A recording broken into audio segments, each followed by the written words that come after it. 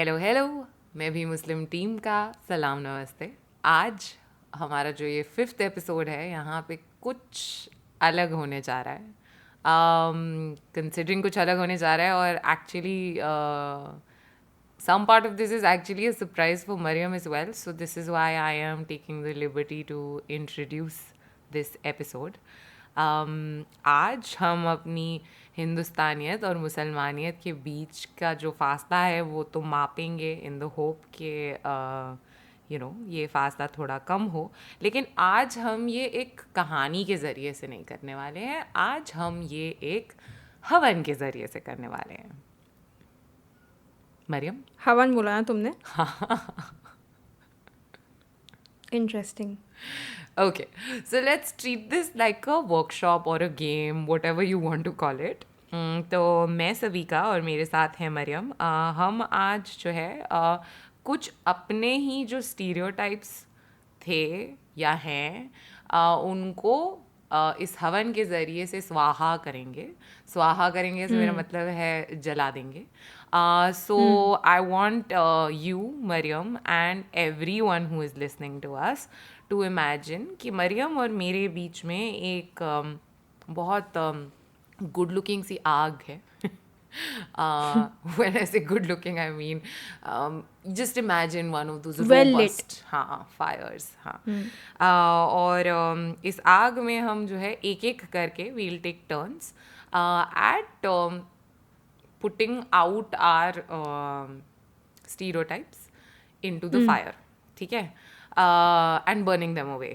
अब आज के बाद ये stereotypes अगर इनका कोई रेजिड्यूअल इम्पैक्ट भी था, हम पब्लिकली एक्सेप्ट करें कि ये अब हमारे सिस्टम से निकल चुके हैं। Understandable? Yes. So great. If you're following so far, all that I really want you to remember is कि अगर मैंने कुछ ऐसा शेयर किया है मरियम जो तुम्हारे अंदर भी कभी था या अभी भी उसका कोई अर्थ बचा है, तो बिफोर यू से स्वाहा you can just quickly add your experience of it. Make sense? Okay. Same But applies to before me. we start, would you like to elaborate on just the meaning of stereotype? कहीं ना कहीं हमने भी आदर किया है, अपनी मुस्लिमनेस को आदर करने में कहीं ना कहीं हमने अपने बाहर जो मुस्लिम्स हैं उनको भी आदर किया है। यानी कि उनको कभी किसी एक कार्डबोर्ड कटआउट के फॉर्म में, not like a really living, breathing, in flesh and blood kind of human being की तरह देखा है। And this can come from our need to protect ourselves, whatever. Like, I mean, reasons can be multiple. But without going too much into that, but just like कि these ideas कि जो कि हर community के बारे में होते हैं कि सरदार ऐसे होते हैं या हिंदू ऐसे होते हैं या गुजराती ऐसे होते हैं, लाइक रीजनल कास्टिस्ट, हर तरह के बायसेस हैं, प्रेजुडिसेस हैं जो कि बोरोड होते हैं मोर ऑफन देन नॉट, कि आपने खुद उसको एक्सपीरियंस नहीं किया है, आपने बस कुछ कहा सुना अपना बना लिया है। Cool? तो It's very blind in its approach. Yes. And क्योंकि वो कहा सुना था जिसको आपने अपनाया है, तो अब उसको नॉन अपना लेते हैं और नॉन कहा सुना कर देते हैं, ठीक है? So that's the agenda. Any other questions before we start? No. तो सबसे पहला जो स्टीरियोटाइप है जो मैं रिलीज़ करना चाहती हूँ वो है कि मुस्लिम्स जो है सिर्फ जुम्मे नहाते हैं। ये टू स्टार्ट विथ मैं अगर ख़ुद की बात करूँ, first of all of course मैं मुस्लिम हूँ और मैंने कई बार ये कहा है कि अगर मैं एक रिलीजियसली फॉलो करती हूँ तो वो है नहाना। तो मेरे साथ ये तक हुआ है कि कुछ गिर गया, जैसे फॉर एग्जांपल नीचे वाले घर के लॉन में, तो मुझे वो उठाने भी जाना है, तो घर के बाहर निकलने से पहले नहाना ज़रूरी है, तो मैं कपड़ा वो उठाने के लिए भी नहा के जाऊँगी। तो क्या बात. हाँ, तो मेरा तो बहुत क्लियर सीन था कि मैं तो बहुत मतलब डिलीजेंटली नहाती हूँ.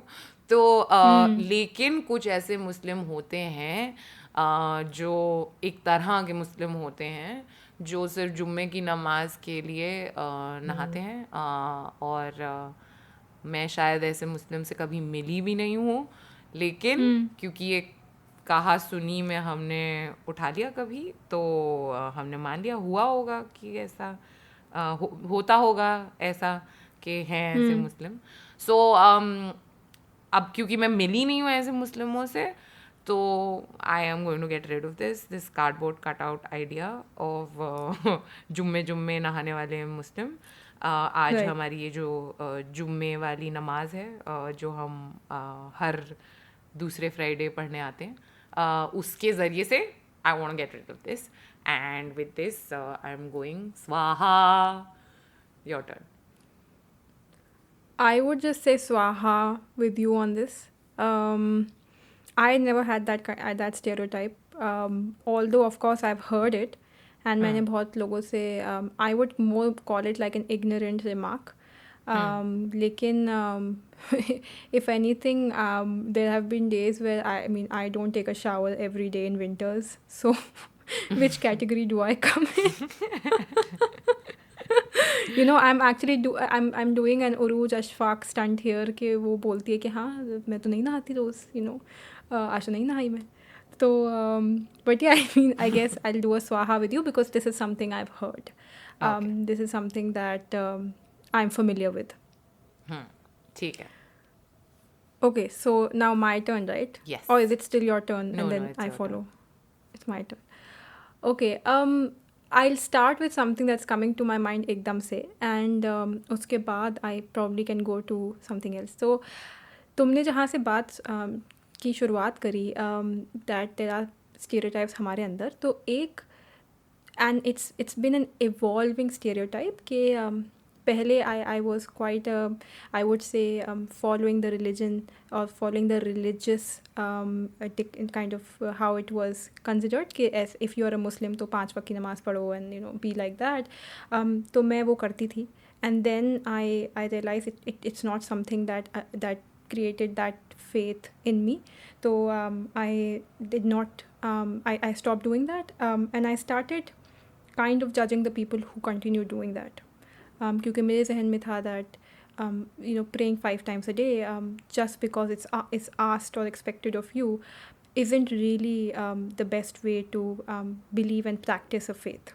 And over the years though, as I've grown and matured, I've realized that faith is a very personal institution, and faith is a very powerful personal institution. So for me, faith emerges from other places and faith can emerge from other practices. But that doesn't give me the right to question if someone is continuing to follow praying 5 times a day. So I think मेरे लिए वो stereotype of a Muslim and of being just a herd Muslim is problematic क्योंकि मुझे नहीं पता किसी की faith tendencies कैसी हैं, and that doesn't give me that basically means I shouldn't ever judge anyone for following their faith their own way. So I think वो cut out of judging someone for the way they practice their faith, even if they belong to the same faith as I do, I would like to swaha that stereotype. ठीक है, तो आपके साथ साथ हम भी स्वाहा कर देते हैं, तो मतलब इतना नुएंस नहीं है मेरा अंडरस्टैंडिंग ऑफ दिस. मेरे साथ ये ज़रूर हाँ हुआ है कि I think I was going to Durban on a flight and मेरे साइड में एक प्रॉपर दाढ़ी वाले मतलब एकदम ड्रेस्ड लाइक मुस्लिम बैठे हुए थे, और उन्होंने by the end of that flight मुझको एक तस्बीह गिफ्ट कर दी. तो हाँ, तो मतलब मुझे ये ज़रूर लगता है कि ऐसे मुस्लिम जो मुझे एकदम 5 बार नमाज पढ़ने वाली मुस्लिम में तब्दील करना चाहते हैं, उनसे मुझे रहा है बैर. तो हाँ मतलब I have that, yeah, I hold the same thought with you on that. हाँ, तो I don't know if what you and I R saying is the same thing. मतलब मुझे एक्चुअली सच बोलूँ तो ना तब जब मैं उस फ्लाइट पे बैठी हुई थी, ना आज उनके 5 बार नमाज़ पढ़ने से कोई दिक्कत है. मगर हाँ, अगर उनका 5 बार नमाज़ पढ़ना मुझ पे हावी किया जा रहा है, उससे मुझे आज भी दिक्कत है. तो that will be a little difficult to release, but yeah, he's more than welcome to practice the way he Yeah, I wants to mean, that practice. is, I guess, yeah, so that's basically what I mean. That again, मतलब उसी तरीके से कि just as the way I shouldn't judge anyone for following the faith that they choose to, no one should judge me for practice the faith I do. लेकिन मैं किसी और को बदल नहीं सकती, मैं खुद को बदल सकती हूँ. तो yeah, I mean, I would get rid of that. I would say judgmental sense of mine. Okay, all right. So that's a collective swaha coming from us. Yes. मेरी बारी. तो ईद यानी कि बकरीद आने वाली है. ऑफ कोर्स हमारे यहाँ बकरीद नहीं कहा जाता, उसको ईद उल ज़ुहा कहा जाता है या ईद उल अज़हा कहा जाता है. खैर, बकरीद के आगे पीछे बहुत स्टीरियोटाइप्स हैं. और मुझे लगता है कि मुझे सबसे पहले तो ये इस्टेब्लिश करना है कि मेरे यहाँ तो नॉनवेज बनता ही नहीं है कई बार महीनों तक. लाइक 2-2 महीने हो जाते हैं और यू नो नहीं, मतलब है ही नहीं मीट क्रेविंग्स. कई बार ऐसा नहीं हुआ है कि कई बार ऐसा हुआ है कि अकर ही नहीं किया है कि 2 महीने से घर में नॉनवेज नहीं बना. This might sound what ever it sounds, but मेरे घर में आज तक बीफ कभी नहीं बना है. आई एम नॉट सेइंग कि हमने बीफ खाया नहीं है, मगर मेरे घर में पकाया नहीं गया है. Now these are things which made me feel कि I am a very different kind of Muslim. And by virtue of being a very different kind of Muslim, कुछ तो आइडियाज़ थे ही मेरे कि ऐसे होते हैं वो मुस्लिम जिस तरह की मुस्लिम मैं नहीं बनना चाहती. तो वो मुस्लिम जिस तरह की मुस्लिम मैं नहीं बनना चाहती या मैं नहीं हूँ, में वो लोग होते थे जो लेट्स से हर बकरीद बकरीद से कुछ दिन पहले बकरे को लाएंगे घर और पालेंगे पोसेंगे for those last few days, उसको पैम्पर किया जाएगा. Something about that whole thing was very disturbing कि मतलब पता नहीं, like treating this bakra like a pet for only those last few days, जिससे पहले कि उसको सैक्रिफाइस कर दिया जाए. एक ही बार मैंने एक्चुअली देखी है बलि होते हुए. Sacrifice, yeah. This was in Urai, my Dadyal, and it was a very disturbing event for me. I was a kid, I was probably a toddler, और मतलब वो जो I'm guessing non-Muslims are more likely to feel that discomfort is what I have felt and maybe would continue to feel. Also because मतलब मुझे खून के side पे क्वीजीनेस in general होती है, तो it might not have anything to do with anything else, but हाँ मतलब जस्ट आप कोई भी चीज़ विटनेस करें और आपको फिज़िकल डिस्कम्फर्ट फील हो रहा है, आपको नौजिया फील हो रहा है, आपको डिजीनेस फील हो रही है, तो आप उसको प्लेजेंट तो नहीं उससे कुछ भी प्लेजेंट तो एसोसिएट नहीं करेंगे, राइट. सो आई गेस वही जो चाइल्डहुड मेमोरी थी उसको मैंने बहुत डिसडेन के साथ रिविजिट किया है जब भी किया है. Like I have always gone back to that memory feeling very disgusted and ये तो हाँ, ये मतलब कि मुस्लिम्स रोज़ नॉनवेज खाते हैं और एक सर्टन तरह के मुस्लिम्स होते हैं जो रोज़ नॉनवेज खाते हैं, और वो ही मेरे लिए शायद वो वाले मुस्लिम होते हैं जिनके यहाँ हर बार वो सैक्रिफाइस किया जाता है. इस स्टीरियोटाइप को मैं रिलीज़ करना चाहती हूँ, स्वाहा करना चाहती हूँ. But what I am basically saying is again same thing, वो जो करते हैं वो अगर फेथ के साथ करते हैं, अगर उस शिद्दत के साथ करते हैं जिस शिद्दत के साथ मैं बहुत सारी और चीज़ें करती हूँ और मैं नहीं चाहूँगी कि anything that I do with passion should be taken away from me.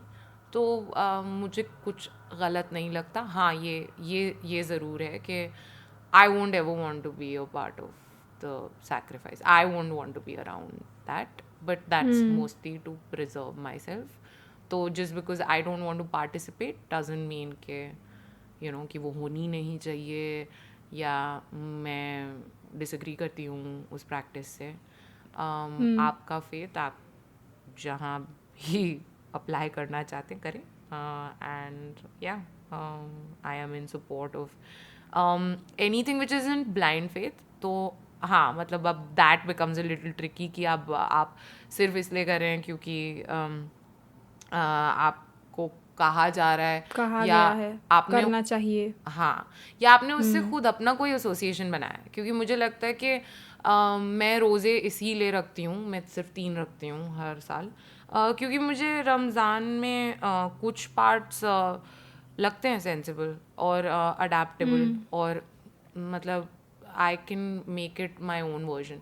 तो of course I would also hope कि जो भी लोग जो भी प्रैक्टिस करें, and this doesn't just apply to Islam, it applies to everything, anything that they believe in, anything that they are passionate about, उसको थोड़ा सा अपना के अगर कर रहे हैं, अपनाइयत के साथ करें और it does something for them also, then yeah, I'm all for it. So swaha. Yeah, swaha. Okay.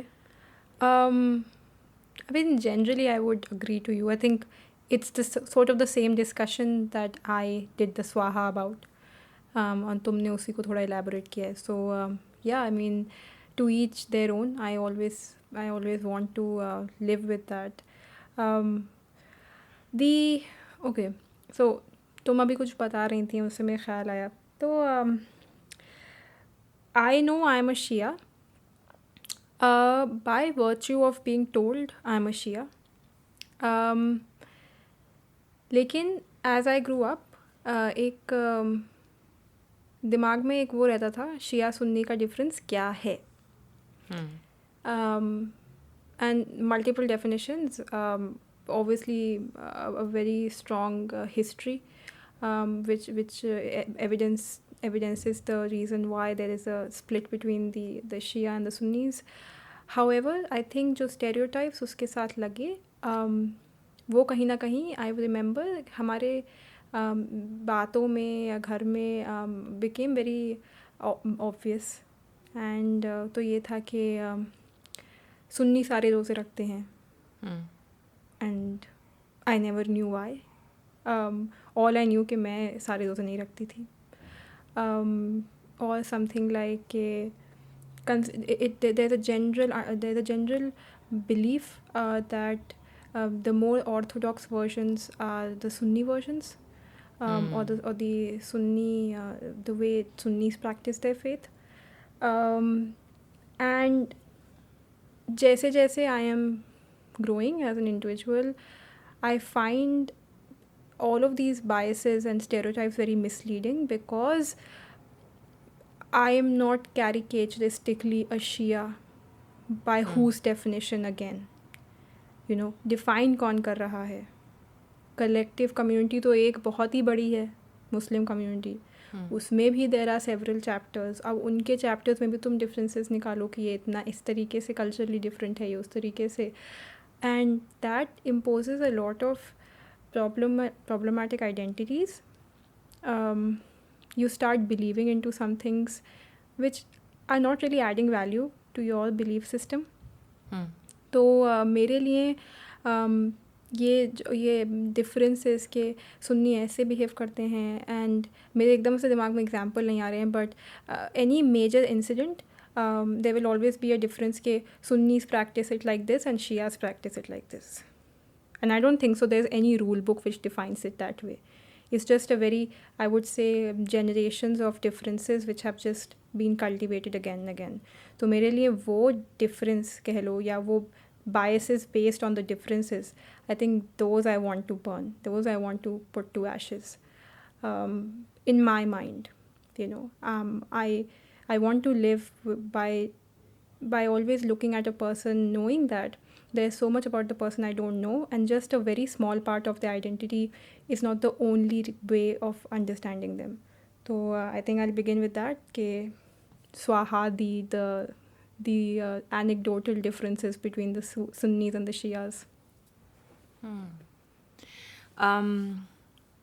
To just add to what you said, मेरे साथ मुझे सिर्फ ये लगता था कि ऑफ कोर्स वो जो एक नोशन है कि शियाज आर ब्लू ब्लडेड, कि भाई शियाज जो हैं वो Wow, really? हाँ लाइक वो पूरा मगल ब्लड वाला सीन कि मतलब मुझे ये बताया गया कि मतलब शिया जो होते हैं they are direct descendants of the prophet, तो because they are That's the Sayyid thing. Yeah. That's the Sayyid thing, right? हाँ, तो may be it's a Syed thing and मैं सैयद को शिया से कंफ्यूज करी, देख लो भाई ऑलरेडी कितनी नॉलेज है मेरी, वाह वाह वाह। खैर तो हाँ मतलब एक वो caste system with in Exactly, Muslims yeah. जब आ गया था तो मुझे वो तब भी प्रॉब्लमेटिक लगता था, मुझे कभी मैं कोई स्पेशल तो नहीं लगी, मगर हाँ ये मुझे ज़रूर फील हुआ कि तुमने जैसे कहा कि सुन्नी ज़्यादा ऑर्थोडॉक्स होते हैं, मुझे उल्टा लगता था, मुझे लगता था कि क्योंकि Shias are the ones who follow Muharram इतना मतलब उससे शिद्दत से। पैशन, हाँ शिद्दत से, तो मुझे लगता था कि एक्चुअली मुस्लिम ज़्यादा सॉरी शिया ज़्यादा ऑर्थोडॉक्स होते हैं क्योंकि ये रंग नहीं पहनेंगे, ज्वेलरी नहीं पहनेंगे, टीवी नहीं देखेंगे। मुझे तो सब कुछ बहुत ही वो लगता था ये कि क्या like this sounds So that so is all very ritualistic, right? Like that has been associated with very how you are sort of programmed to mourn for that 1 month, right? And even within Muharram, मुझे I read it somewhere and मैं हैदराबाद में थी एक बार मुहर्रम के time पे, and I saw women wearing black bangles, मतलब भरे थे उनके हाथ काली चूड़ियों से, और मैं I was very stunned because हमारे तरफ तो just the concept of wearing bangles is associated with celebrations, तो सोच भी नहीं सकते कि मुहर्रम में चूड़ियाँ पहनेंगे। तो जो तुम कह रही हो that very much, I mean you very right, like it's problematic because हमने ही डिस्टिंक्शंस बना दिए अपने जहनों में, एंड देन हम I think within the same subset of Shia also we'll जज, अरे हैदराबाद के लोग तो ऐसा करते हैं एंड वो लोग वहाँ के ऐसा करते हैं। But the other thing also is that thank you for raising the idea of caste, क्योंकि एक प्रिडोमिनेंट आइडिया जो है about Muslims, which a lot of Muslims try to always depict, is that there is no caste system in Islam. Now, there is no caste system in Islam versus there is no caste system within the Muslim community are two different statements. And when Islam came to India, it did borrow the caste system. So maybe it's not fair to say कि caste system doesn't exist elsewhere. ऐसा नहीं है, वहाँ भी है, अलग अलग parts of the world में भी वो सेक्टेरियनिज़म है, वो कास्टिज़म है, बट इंडिया में शायद थोड़ा ज़्यादा है क्योंकि of course you know that's what we borrowed. तो just to add to what you said, मुझे like I said only because of Muharram मेरा पर्सनल स्टीरियोटाइप था, ये किसी ने मुझे बताया नहीं था, मुझे पर्सनली लगता था कि जो है शियाज एक्चुअली ज़्यादा ऑर्थोडॉक्स होते हैं, और क्योंकि मुझे सबसे ज़्यादा फर्वर से इस्लाम प्रैक्टिस करता हुआ दिखाई ही तब दिया है जब रमज़ान चल रहा है या मुहर्रम चल रहा है। तो and since Ramzan is more celebratory and of course there are parallels in other religions also, तो मुझे रमज़ान से कभी उतनी दिक्कत नहीं हुई जितनी मुझे मुहर्रम से हुई है, क्योंकि Muharram is very unique to Muslims and you know their faith. तो खैर what I would definitely want to burn with you, one, ऐसा कुछ नहीं है कि X ज़्यादा ऑर्थोडॉक्स होते हैं या Y ज़्यादा ऑर्थोडॉक्स होते हैं। मुझे बस लगता है कि हर कोई सिलेक्टिव होता है अपने रिलीजियस प्रैक्टिसेस को फॉलो करने में, और हाँ मतलब मैं इस हवन के ज़रिए से स्वाहा करना चाहती हूँ इस आइडिया को कि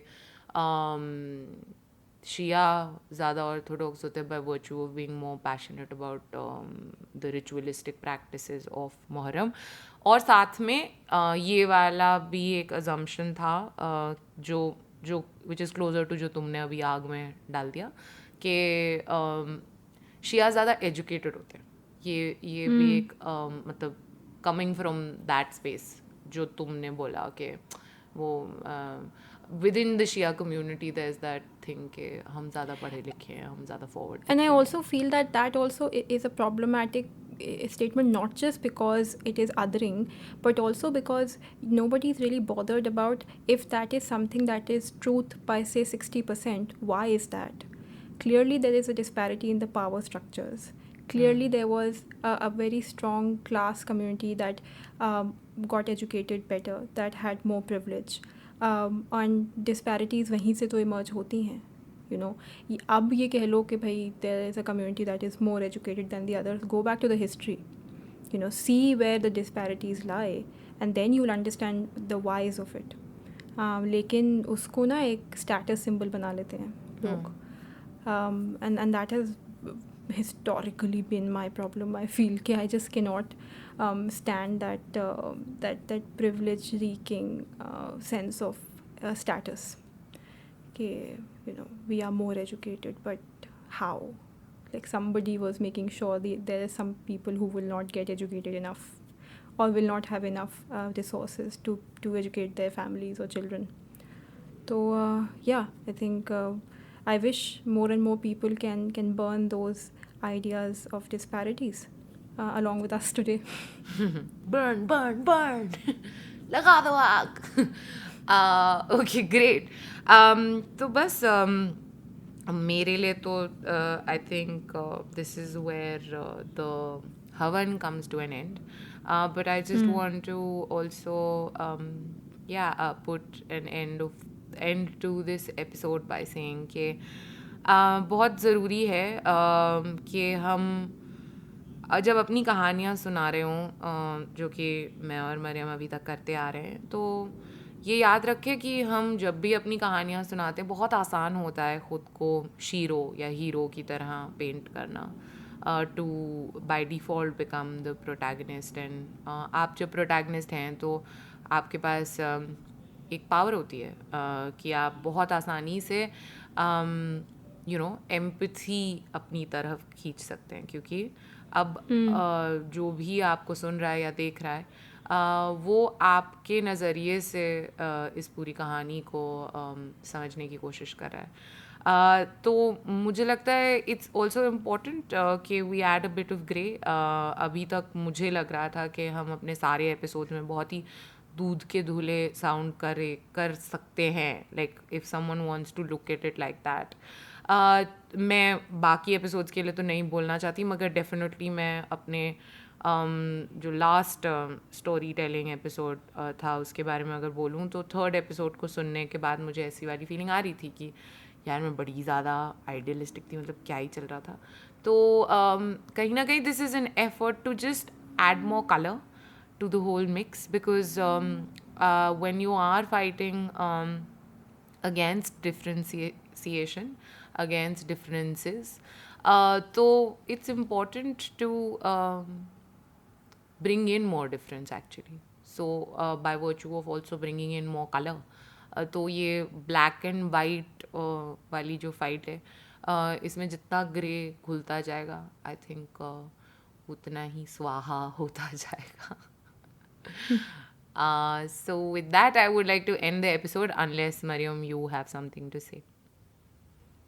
No, I'm actually I really want, as I said, other people to also recognize the stereotypes, and सभी को मैं इस बारे में बात कर रहे थे कि we are calling out the bigots inside us, we are calling out the bigotry within our so-called circles, लेकिन हर सर्कल में होता है, हर कम्युनिटी में होता है, and we are very well aware. I mean, I have witnessed bigotry on both sides, within my family, outside my family, and थोड़ी तो हिम्मत चाहिए ख़ुद की बिगेटरी कॉल आउट करने के लिए, और फिर शायद उसी से थोड़ा जज्बा बनेगा बाकियों के अंदर भी, to call out the bigots within their circles, and hopefully not in a way ke they turn their backs and stop having any conversation with you, but really understand that it never helps anyone.